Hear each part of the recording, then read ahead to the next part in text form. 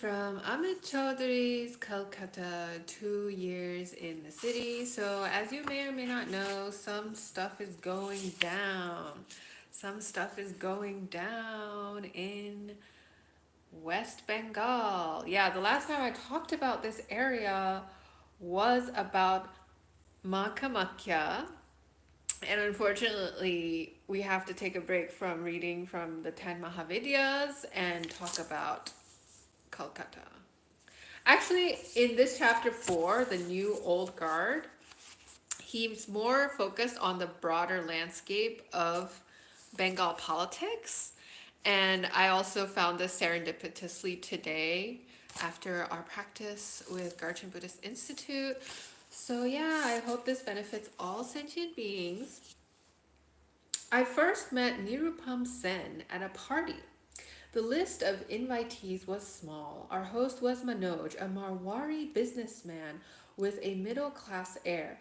By this I mean he neither looks like a trader nor an industrialist, but a man who has a university background and is in a job. Nevertheless, he was a businessman and was proud of it.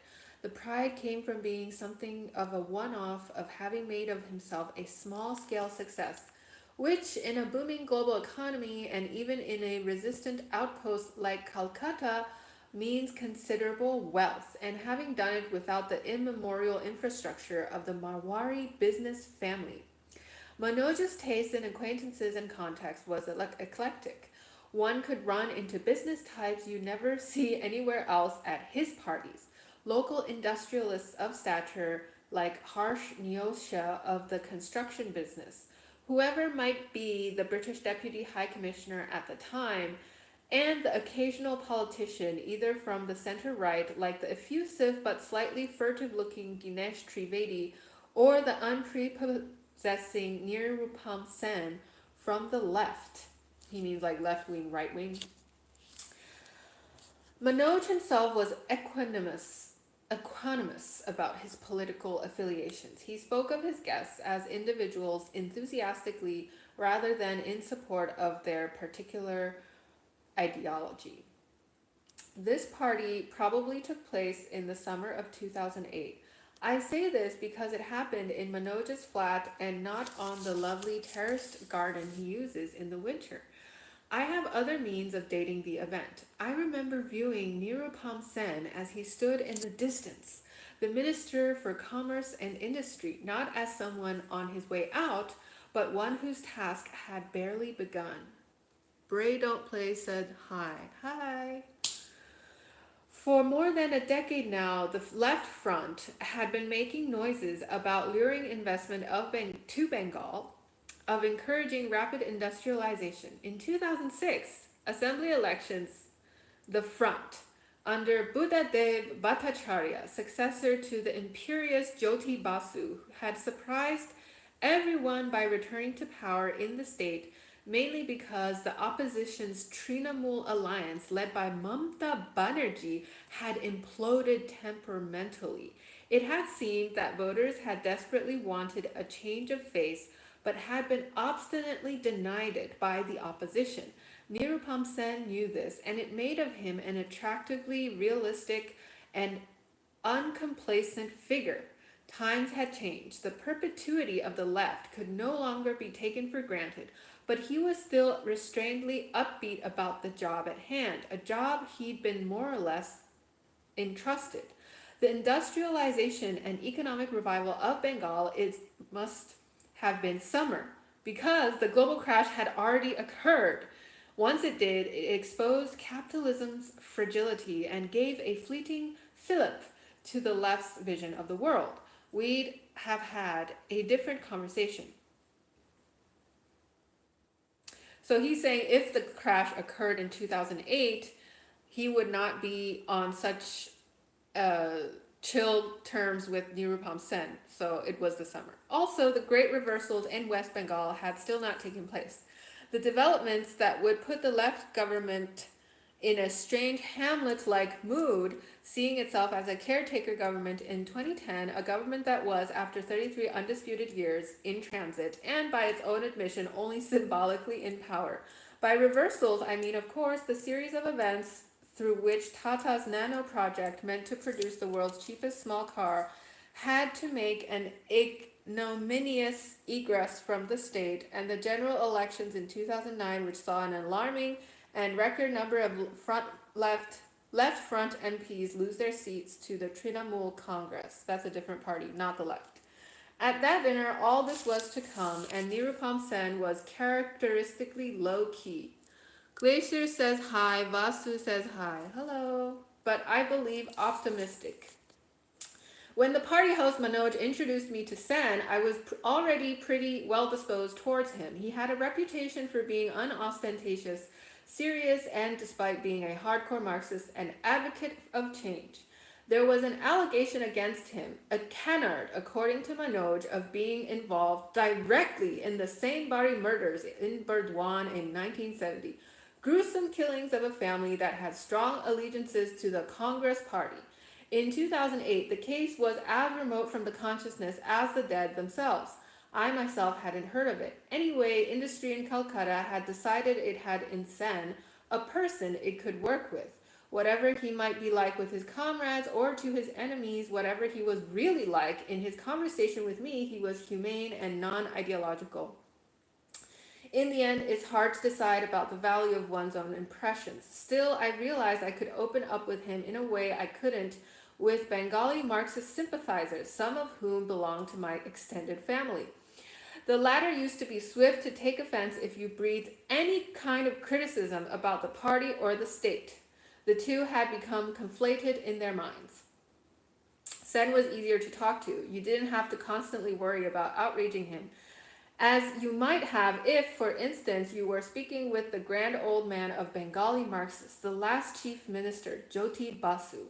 But this was the new face of the party under Buddhadev Bhattacharya, less prickly, more approachable, more self-questioning, less defensive, less of a stickler, at least to the naive observer, for the communist rulebook. So I wasn't wholly surprised when Sen told me how close the party had been to losing power to Mamta Banerjee.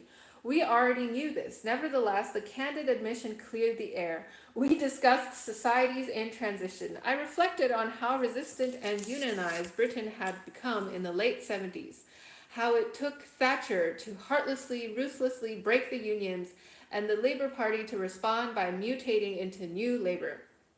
The situation in Bengal today was, in some ways, comparable. Sen nodded throughout.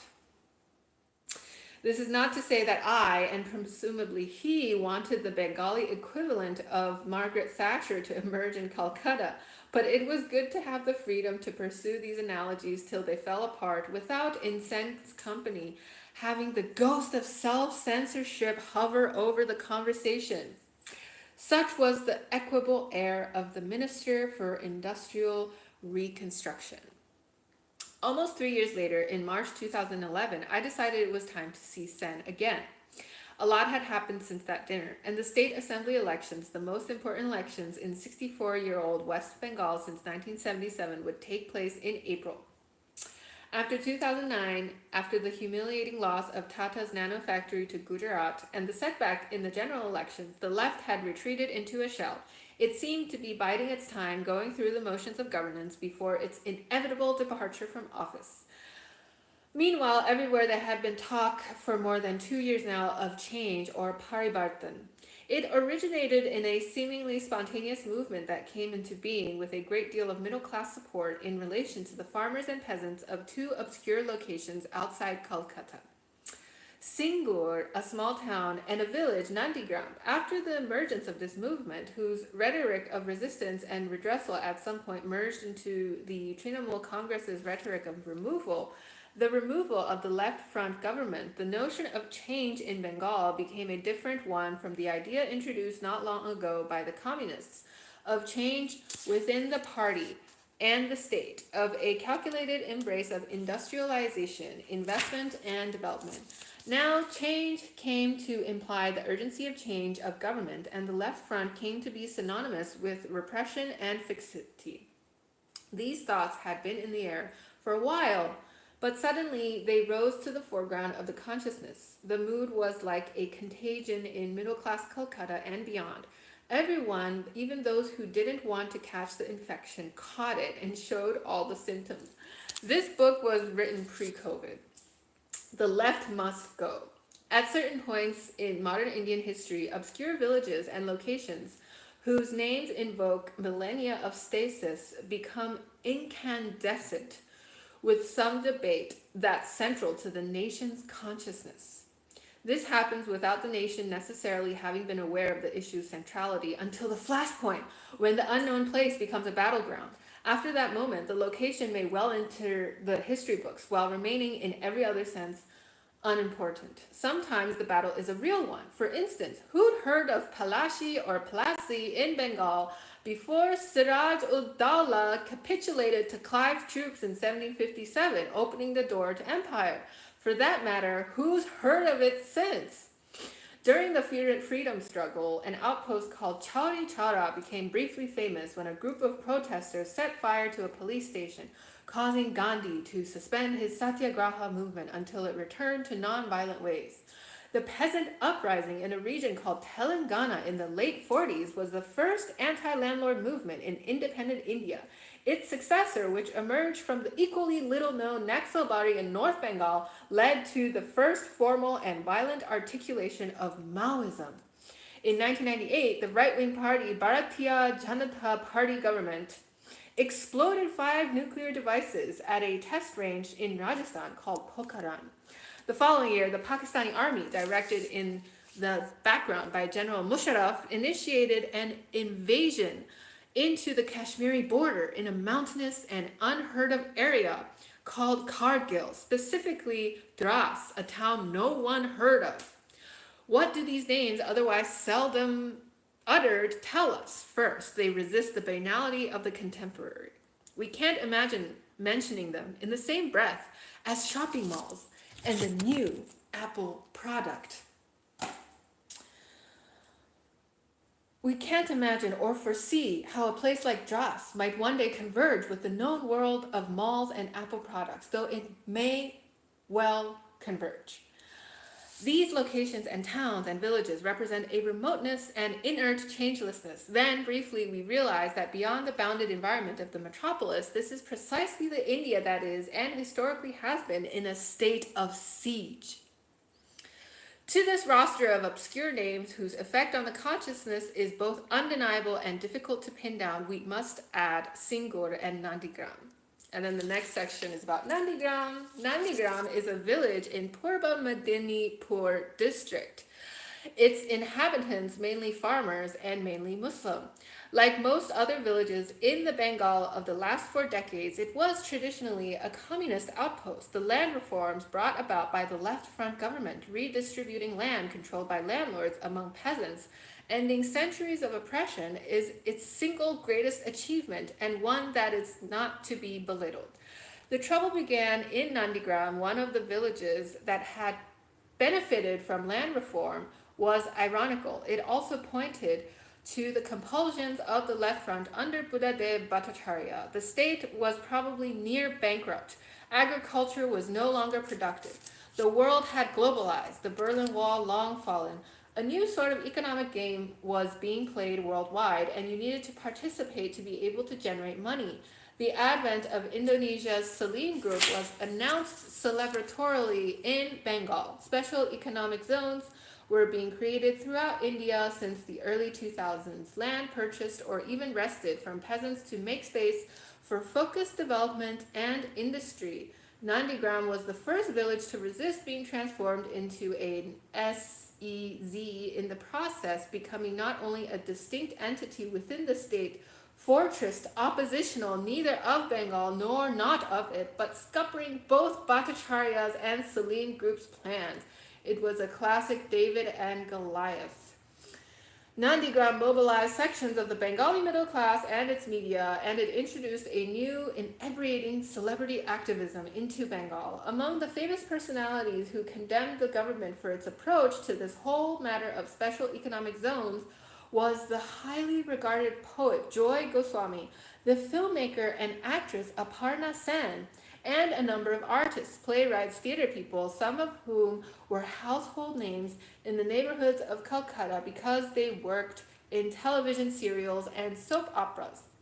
This was probably the first time in a very long while that public figures had gone public with their criticisms, adding her weight, negligible in literal terms, considerable in symbolic ones. To this outcry was the frail but predominant Mahashweta Devi, seen by many to be Bengal's foremost living writer, a novelist and a short story writer who'd spent her life working with the tribals and also making their lives and world her subject matter. From a strange but opportune marriage of genuine passion and outrage, sentimentality and self-promotion, individual conscience, and an amoral but hyperactive media, was born a constellation of what the latter named buddhijeevi or intellectuals, though not everyone in that group was an intellectual. Nevertheless, the buddhijeevi was here, a posse of recognizable faces, and Mamta Banerjee probably sensed that their emergence had a bearing on her political future. No doubt some of the buddhijeevi, that is, those who had political ambitions, realized that Mamta's reemergence would be significant to their plans. Who made the first overture to whom is difficult to tell, but suddenly the buddhijeevi and the Trinamool Congress were speaking from one platform. This is not to say that the buddhijeevi became paid up members of the Trinamool Congress, though one or two of them did, but the affiliation was a powerful one.